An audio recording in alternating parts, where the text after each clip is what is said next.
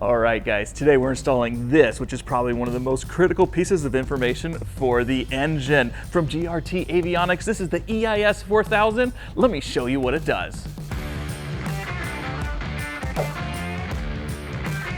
All right, if you're to look at my panel, you'd say there's a couple of things missing, like where's your RPMs? Well, that's literally where the engine information system comes in handy, and it's going to be going right there. But it's more than just RPMs. It's going to be engine hours, EGTs, CGTs. I mean, it's so much, everything to be able to run the engine. And so I have all of the bits and pieces out here on the table. So let's go through this one by one. Obviously, we have the head unit that we already took a look at. Coming over here, we have the current sensor, which is going to tell us plus or minus the amps, how much power draw we're doing. This is going to be the fuel pressure. This is going to be the oil pressure, and oil temperature sensor, fuel flow, outside air temperature. This is going to be the probes for the EGT, the probes for the CGT, the wiring harness that the whole system came with, some supporting nuts and bolts and fuses and different things, and then also the information manual. Now this is digital. I went ahead and printed it out so that I could just have a paper copy, and I'm very happy that I did that. Now, some supporting parts. Up over here is a block for these guys to be able to attach to, so that'll go on the firewall and we'll be able to run hoses to it. And then up over here, I have all of my fittings and hoses and the fire sleeve to be able to protect all of that stuff, the fuel and the oil. So all of this, which has been taking up a ton of shelf space inside of the hangar, needs to be installed in the airplane. And why all that is so exciting to me is purely because that means once this is installed, we can start the engine and see where we're at health-wise with it. So with that, I'm really excited to get started on this. So first thing, I'm going to mount the engine information system into the panel so we can start running all the wires and everything, to all the bits and pieces and probes and sensors and things like that.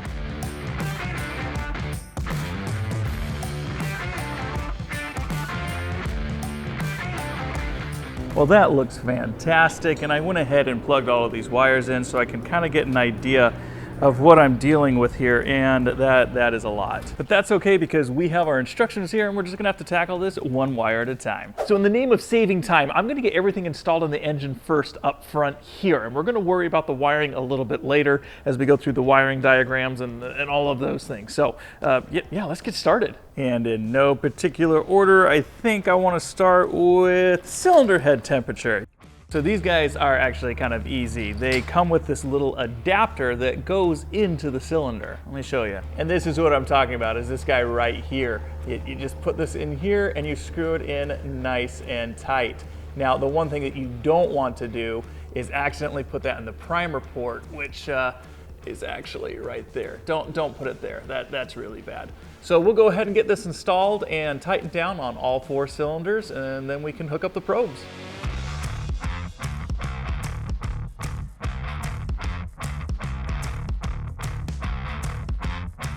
All right, that wasn't terrible. Only had to remove all the exhaust and intake, but it's right here, and here's the probe that goes with it. And it's just a simple, put that in there, push up and twist. And these guys are actually pretty cool. Like, if you need more clearance or less clearance, you can kind of screw and unscrew these and focus. There we go, you get the idea. All right, what should we install next over here? This guy, oil temperature sensor. That should be pretty easy. So this guy, I just have to be able to get right down in here. There's a little hole where that guy's gonna go. I just have to torque it to spec and then safety wire it. So, yeah, that's gonna be a pain, but let's get it done.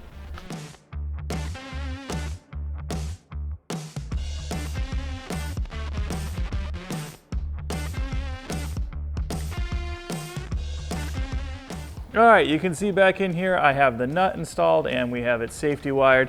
And so that means we can put this guy on, but let's figure out what to put on this thing next.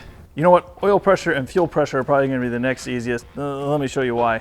You guys saw this when we were going through all the parts, but this is a manifold. I actually got this from Van's Aircraft, but we'll be able to screw in those regulators both here, and the hoses will go there and there. And because this is stainless steel and this is aluminum, I actually put a little rubber backing back behind there to make sure we didn't have any issues. So this really should just be screwed on and then we're done. These guys are MPT, so I'm gonna go ahead and put this paste on it first.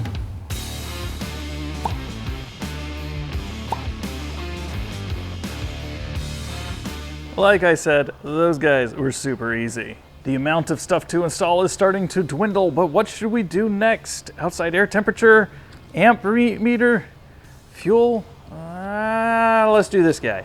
So I decided to put this guy in a little bit different of a spot.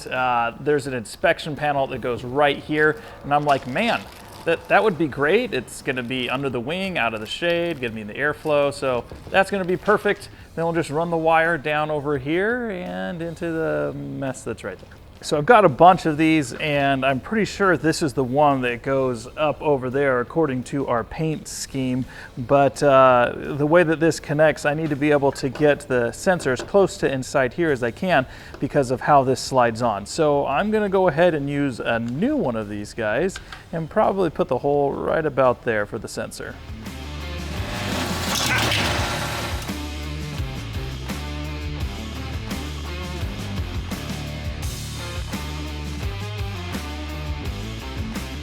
And there we have it. That guy is done. That is actually pretty nice. And this will be where the pitot tube is going to be and everything as well. So it's kind of a convenient spot for all of it. And the wire just comes out the wing and it'll join some other wires that are up here and just run down along here and into where, you know, these wires, which happen to be the ones for the engine information system. So yeah. We've got 3 components left here, plus this wire that I got to figure out. So eeny, meeny, miny, mo.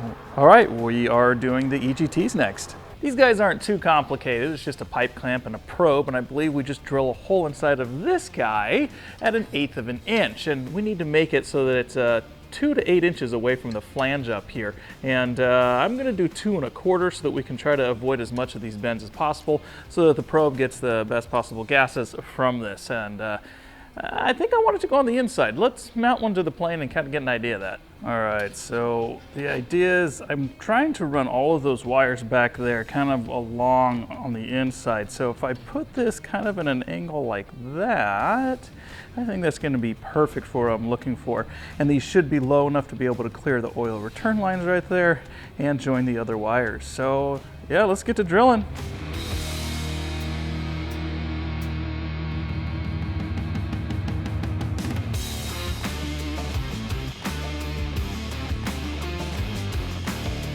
And just like that, this side is complete. This did get a little closer than I wanted it to right there, but it's gonna tie into that other probe for the cylinder head temperature right back there, and then they're all gonna come together right here. So I am not mad. This is great, and now I just need to do the other side. I won't bore you guys with that, so we'll just move on to the next part. We are getting down to our last couple items, and I'm going to do this guy next. I think it's going to be super easy to install, but this is a warning light, and it's actually kind of cool because if there's a problem with anything in the engine, the warning light will flash and it'll show up right here. So I'm going to put it right there-ish. It's just a hole inside of the panel, and it gets wired in pretty easy.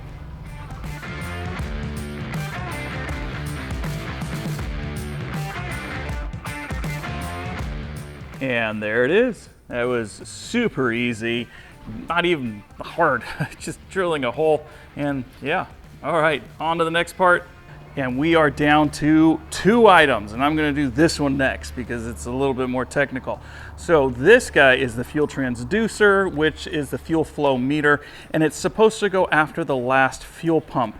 And so what I've decided to do is take this guy and kind of mount it right there. And that's gonna make it so that the fuel can come straight off that last fuel pump, and then I'll do a 90-degree out of the bottom of it to come over to, where is it? Right there.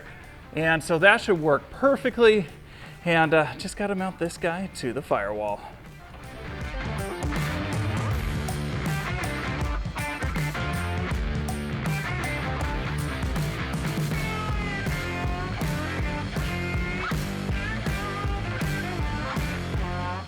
And that guy is installed. And if you don't have one of these and you're working on an airplane, I highly recommend it. This is, you know, central pneumatic, which means Harbor Freight, but it made quick work of what we're working on here, and I love how that is mounted. There's just enough room there to be able to make a hose with a little bit of fire shield, and that will go straight out over to our cap right there to do the other fuel line. That is perfect, and I'm very excited about it. It is now time for the last item on the table, and that is this guy. And what it does is it measures your amp usage, and it's a couple ways to hook it up. We're going to be hooking it up between the alternator and our positive bus. And I didn't just want this flopping around, so I've 3D printed this guy, and it fits in there perfectly. And we'll just run our wire through there and use a little bit of silicone tape to be able to mount it to that little tray that I've made. And then just for extra security, we'll go ahead and bolt that up here inside of the back. And this is made out of PLA Plus, which I know some of you guys are wondering that. And is it going to hold up inside the engine bay? I've seen sometimes that this can soften, but it's a non-critical part. This is just to kind of hold it, and if it melts or kind of comes apart a little bit, that's okay. I'll be able to catch that inside of an inspection and print it out of something a little bit more durable, which coming up, I'm actually going to be 3D printing my own air intake box, and that's going to be done out of a different filament, which I may just end up printing this out of in the end anyways. So that's coming up, but let's get this guy installed, and that's the last item before we start playing with the spaghetti monster over here.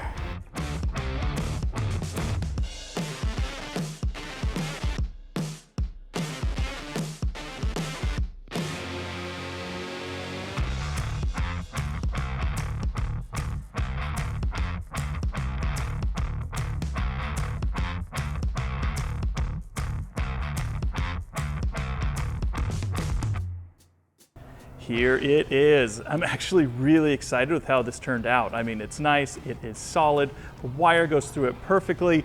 A little sketchy over here connecting that with the silicone tape, but I'm either going to redo that. I might actually completely remove it. I just want to make sure that this isn't bouncing around or causing any problems, but it's all going to attach to this bus bar that is right here. That's going to have a cap that goes on it, and that's going to distribute the power wherever we need it. So I'm actually excited, but that's the last piece. Now we just have the big task of taking the spaghetti monster that is right here and wiring everything up. That's going to be a big chore. So let's head over to the manual so we can kind of go through what that's going to look like. All right, guys, so this is pretty important stuff, and that, again, is the documentation that we talked about before. So this has a lot of really great information about installation and a little bit on wiring, and I say a little bit because when you're ordering this system from GRT, you can get different components for it based on your airplane's needs. So this is just the basic stuff, and when you need information, you got to get the documentation for the individual items. Like the fuel and oil pressure senders, they have their own set of documentation. So just go to their website, and for each individual item, you can actually find the documentation if you don't find it inside of the manual itself. But let's dig into this, and I'll show you guys where I need to start. Now, I've already plugged these guys in, but I am going to have to at least unplug this one. That one I think is okay. Reason being is for this diagram right here, which is for this cable with all the same colored wires coming off of it. You see, none of these are labeled, and they're for individual cylinders, so I need to put those labels on the cylinder and then put the cap on this so that I know which one of these wires goes to where. Now, that's not as big of a problem for the other set of wires because this documentation calls out every single color and where it needs to be connected to. So once I get this labeled, I can put it back in there, and then we're going to do something more permanent to the engine. Got to put a hole in that firewall for all these wires to go through.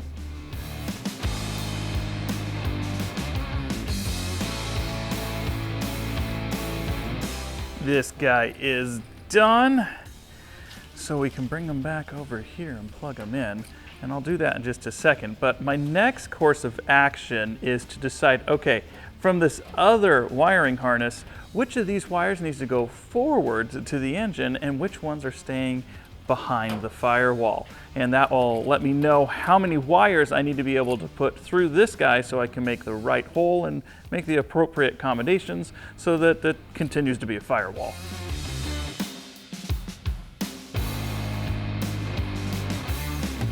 That took a little bit. Using this diagram here and all the colors that are written on it, I've separated these into 4 basic piles. So, firewall forward. This is going to stay aft the firewall. These are my serial ports to be able to connect it to the iLevel autopilot, and this will send all the engine information to this, which is exciting, and I'll show you guys that later. But then I have these cables right here, which I actually don't need, so I'm going to be removing those from the wiring harness. And there are some additional auxiliary ports inside of this cable set right here that I'll probably be removing as well, because I'm just not going to need them, and why have them inside the airplane? So it's time to figure out this stuff right here.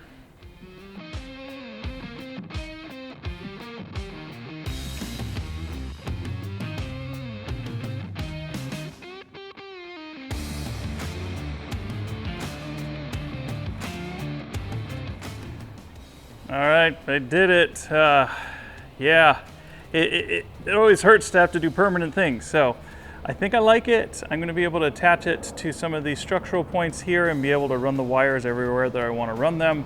Back here, make sure that there's plenty of excess to be able to lift up and do what we need. Yeah.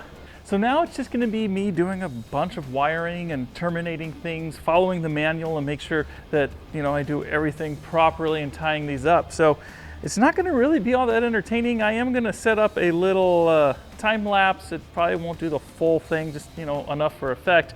But when I come back in a couple seconds for you guys, we're going to be turning this thing on and seeing how it works.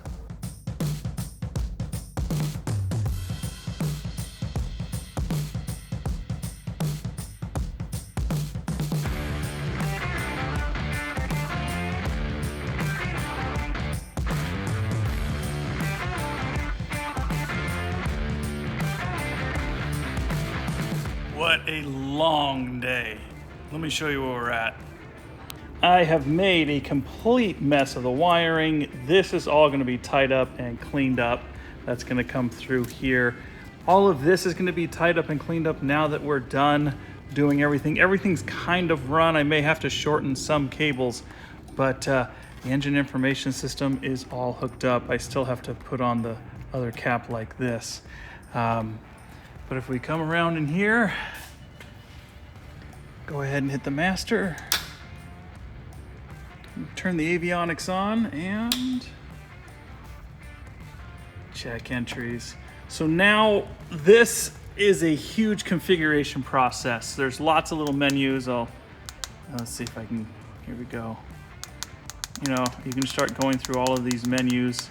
You gotta change all of them. My warning light works, and yeah, there's just a lot of configuration that needs to be done to make sure that it works properly and communicates with this properly. I believe it's a setting inside of here that I need to be able to change, but this will show all the engine information right there. So, whew, these are all the additional cables that I need to remove from the wiring harness, and not just the harness for the engine information system, it's also some of the additional wires from here that I'm not going to be using. So like I said, huge accomplishment. And you know, one of the reasons that I didn't show all the wiring of this is because it truly is different for every single airplane. And like even hooking up the tachometer inside of this one, you know, I need to have information of what magnetos I'm using, what engine I'm using, and all those parameters have to be programmed and configured. And so there's resistors that go in certain places as well, which is why I keep saying, make sure to check the documentation on this when you're doing your installation. So. All right, guys, it's actually been a couple of days since I finished that, and let me tell you, it was a huge undertaking, and I was so exhausted that I wasn't happy I recorded the other outro, but I've actually made a lot more progress since then, so let me show you all the things that catch you up on, you know, the progress. Now, I haven't tied any of the wires up yet, but I have made all of the hoses that you guys saw me point out at the beginning of the video before. And you can see all of the fuel lines and everything are all hooked up. And the next video you guys see of this airplane, we're gonna be trying to start it. And I've actually tried. Here's a sneak peek. That should be it. And here we go. That is all I am going to give you guys. Of course, I'm not going to let you know what actually happened. You're going to have to stay tuned for the next video on that one. But I wanted to give a huge thank you to Grand Rapids Technologies, GRT, who provided the engine information system for this build. Without them, we wouldn't be able to monitor all the things that we're doing, and we would have to come up with a more analog solution that I really wouldn't have been happy with. So definitely check them out online, because they make more than just engine information systems. They make a bunch of other types of avionics that may suit your needs for your aircraft. Anyways, guys, that's going to be it for this one. So, as always, share your aviation wherever you can, and we'll see you in the next one.